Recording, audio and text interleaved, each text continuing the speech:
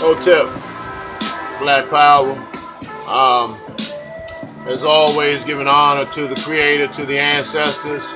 Giving honor to my sister, who's in her orgasmic state right now, traveling among the ancestral realm. Our Chief of Staff, Brother Harris Abdul, who's also among the ancestral gods as well.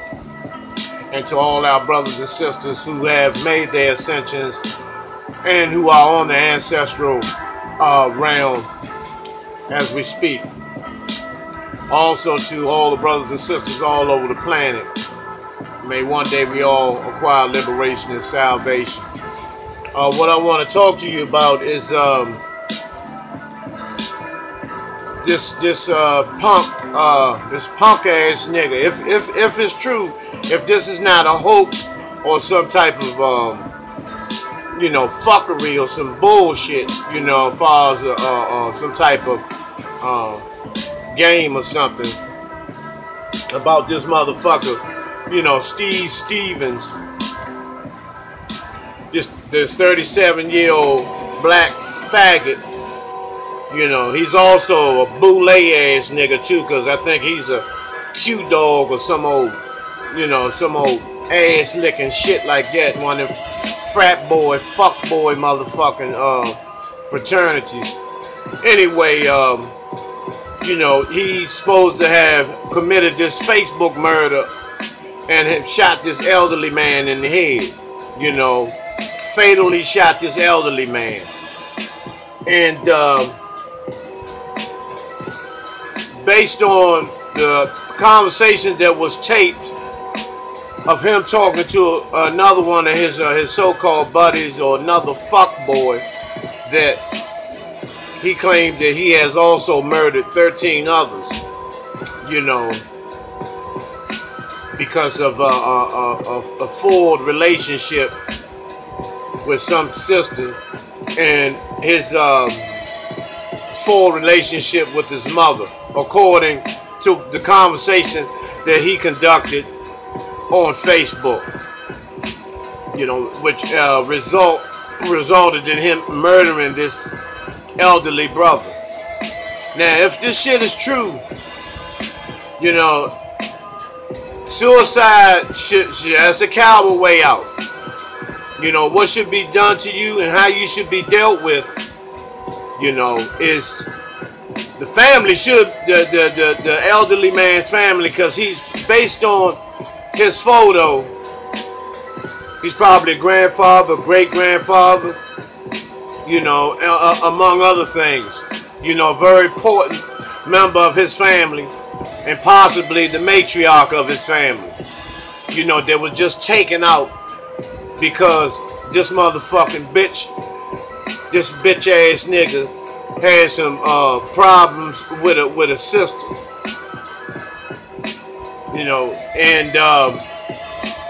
What should be done, once not the death row, getting all this publicity, getting all this support, having somebody open up a GoFundMe page for your motherfucking punk ass, and while you live in the penitentiary, like a king, you should be executed immediately, and not by the motherfucking crackers. Not by crackers. You should be executed by the people that look like you, since you have so much self-hatred and you hate yourself and you hate people that resemble you. That's who should take your motherfucking bitch ass out. Plain and simple. No remorse. No remorse. No understanding of that whatsoever. Nigga, you dead. And if this some type of hoax or something, it still should be some consequences to that for creating, the emotional, the heightened emotional awareness, and damage that you motherfuckers that play around create. But I just have a gut feeling that this is real. The second issue that it's going to be a two-part series where I'll be talking about these two judges that were murdered. Now, the brother, Judge, let me see where my, Raymond Miles, Judge Raymond Miles in Chicago, who was a jurist in the Jennifer Hudson trial. Because anytime you mention Jennifer Hudson's name and some shit in it where it involves judicial shit, you know it's murder involved. Her name, murder follows her. But nevertheless, he was a jurist in the Jennifer Hudson trial when her family members were sacrificed. Now, he had a female friend. A man approached him at 4:30 in the morning, shot the female friend in the leg. The female, when the gunman shot the judge, the female hollered, "Don't kill him." That whole situation was, to me, was a setup. How would this motherfucker know to come to them at 4:30 in the morning on their way of working out, supposedly going to the gym?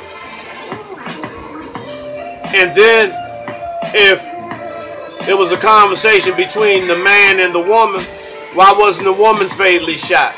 And the judge was shot 4 times. She was only shot 1 time in the leg, non-life-threatening shot. And then she yells out, "Don't kill him." You know, it sounds like a complete setup. You know, this sister, this bitch, you know, when it comes to situations like that, and the reason why I'm using that term on her is because based on a lot of different statements that people that look like us made, that he was real fair in the courtroom, that he tried to work with a lot of people, a lot of our brothers, and help them, you know, acquire GEDs and things of that nature. Because we think a good judge is somebody that if we shoot somebody, we supposed to directly go home. That's not good judicial law. Not all the time anyway. You know. But nevertheless, this bitch sets this brother up. There had to be a setup. Why was you only shot in the leg? And then you gonna yell, "Don't kill him," like, just shoot him enough so we can get this motherfucker, so we can rob him. Because now they're saying that they're looking into to see if it's a robbery. The fuck out of here.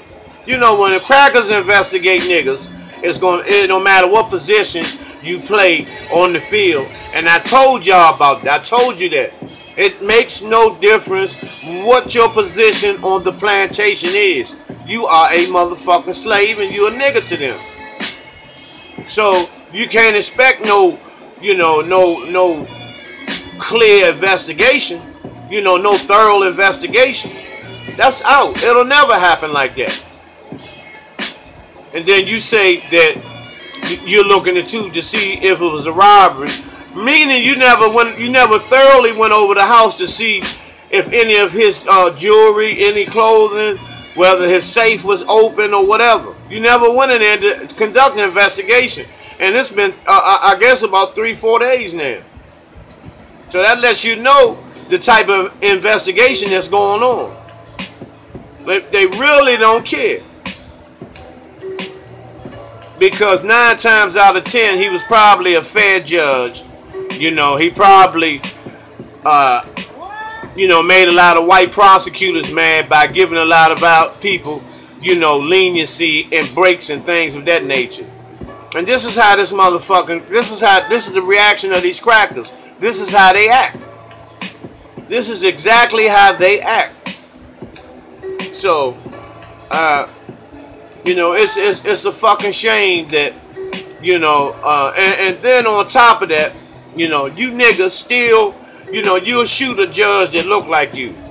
Why don't you shoot the judge that sentenced your motherfucking ass 10 years ago?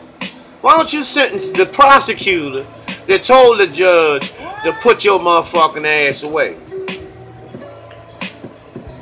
That doesn't come to your mind because that's the slave master. And how dare you even think about going up against the slave master? But you'll kill another slave in a minute. It's the type of, you know, that's the type of mindset that we're in. You know, it's the same way within, even in family. You know, family members. And this is just about every black family. That family members discredit each other. They put outsiders on pedestals and put the people that look like them, the people, their biological siblings, they put them on a lower pedestal. Because they cannot see them excelling the motherfuckers that they look up to. When in fact, they are far above the motherfuckers that they look up to. But they don't allow themselves to see that based on the self-hatred that they have within themselves. And I see this is in all families. This isn't just about all black families. And that is called self-hatred niggerism. You know, you know, where you hear people talk about other people that will do this and do that, when you have those same individuals in your bloodline. But you don't want to see that because you can't see yourself being thorough. You can't imagine yourself being a fucking G, so you can't possibly see your brother or your sister or another sibling or relative being a G, because you can't see yourself being one. And that's in all black families, that same type of behavior, that same mindset. And that goes back to slavery. But when the cracker gives you a position in his government or his firm or his office or on his truck or anything, now you've become above the rest of the slaves. You're not like the rest of the slaves. You know, because see, sometimes a lot of people can forget their stories. They can forget they used to smoke crack. They forgot, you know, that they was a goddamn dope fiend like the others out here. You know, now you talk about those out there, but then you was like that at one time. Before you got the blessings from the Creator and the ancestors that you never give props and credit to and honor or revere them, that cleaned your motherfucking ass up. Now you forgot all about being on your goddamn knees in the crack house. And some of you men had knee pads on in there, but you forgot. Now you done became, you know, the cracker that told you you're a little more important than the rest of the niggas out there. So we're gonna give you a gun, or we're gonna give you a badge, or we're gonna give you this position. We're gonna let you be at the front desk, because you're a little more important than them other niggas. Them other niggas too gutter. Them other niggas too street. They too much of a G. We don't want them up in here. Because they're going to keep it gangster. They're going to keep it real all day. I can't deal with that. So I gotta have somebody that look like them, but think like me and act like me. And got the heart of me, a pussy. Got the pussy motherfucking blood. Got that menstrual blood running through your motherfucking ass. You know, so, you know, then you stick your chest out when you get in your house at home, you know. But when you at the job, your chest go in and your butt sticks out. You know, can I help you? God damn, nigga, what happened to your voice? You know, nah, don't say that. I'm at work. You know, call me. You know, God damn, nigga, what the fuck happened, man? That $20 now got you like that? Damn, nigga.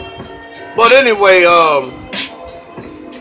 you know, as far as, you know, this judge, you know, these, you know, we kill, once again, we killing people that look like us.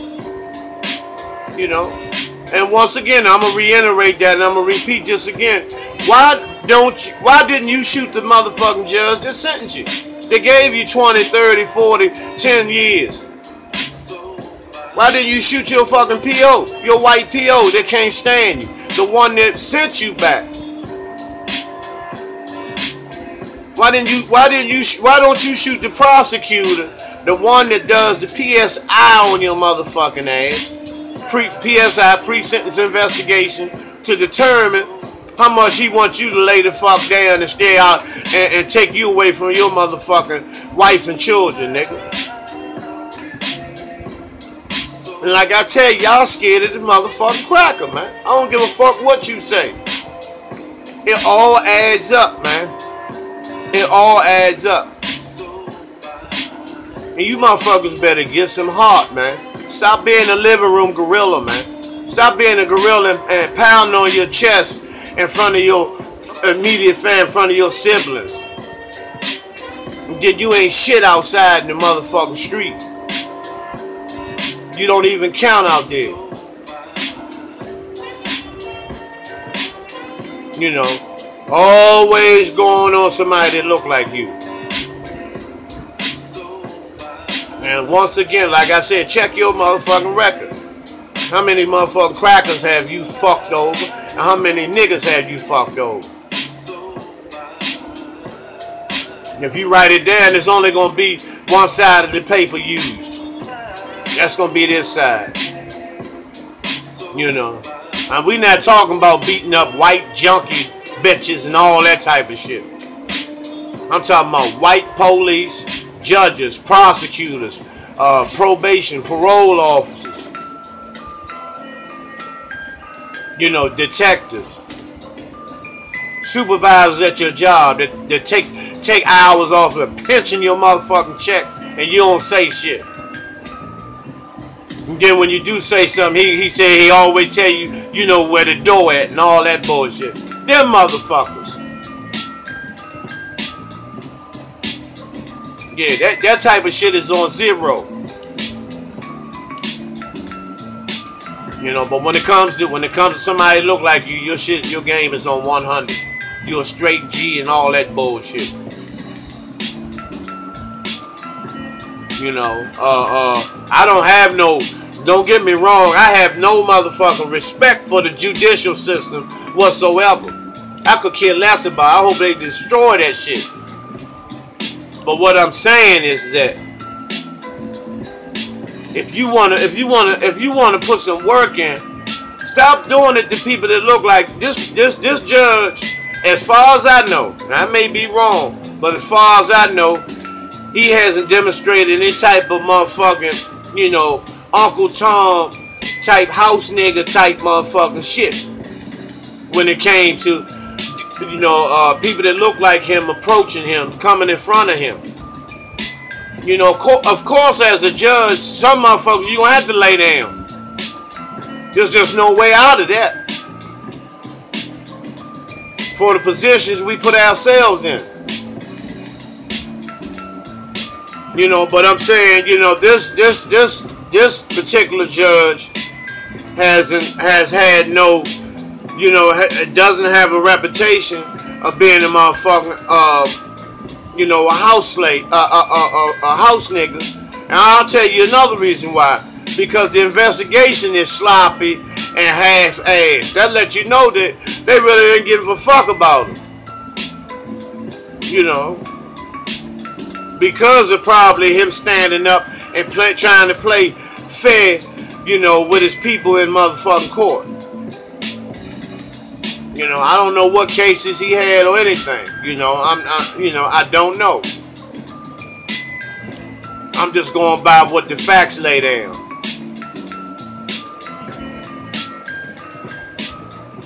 You know, and that's just another case, you know, of these queens. You know, we treat, you know, he probably treated the queen, you know, exceptionally well. That wasn't enough for her. You know, You gotta, you know, as long as she's being treated like a street slut,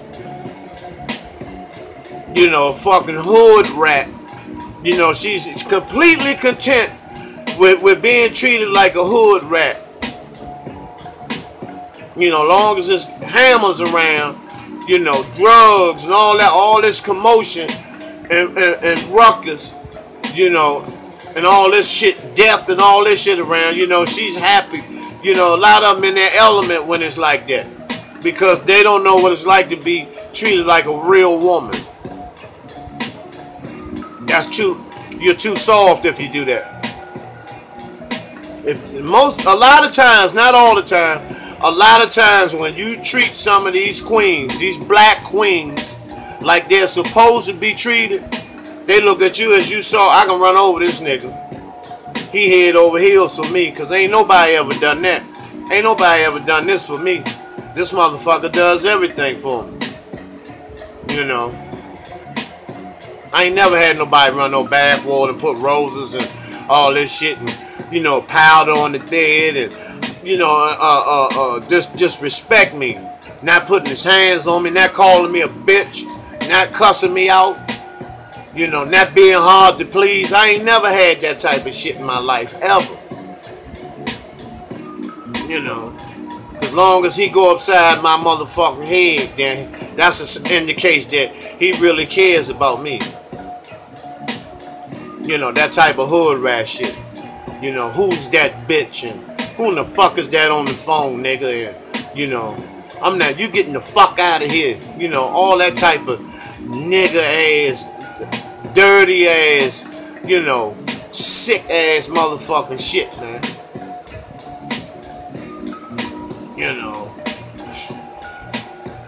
You know, all loud in the store about the food stamp. I ain't got this much on my food stamp card and all this. Put that shit back, nigga. You just like your father and all. I'd be glad when he come get you motherfuckers and, you know, all that type of motherfucking nigga hood rat bullshit.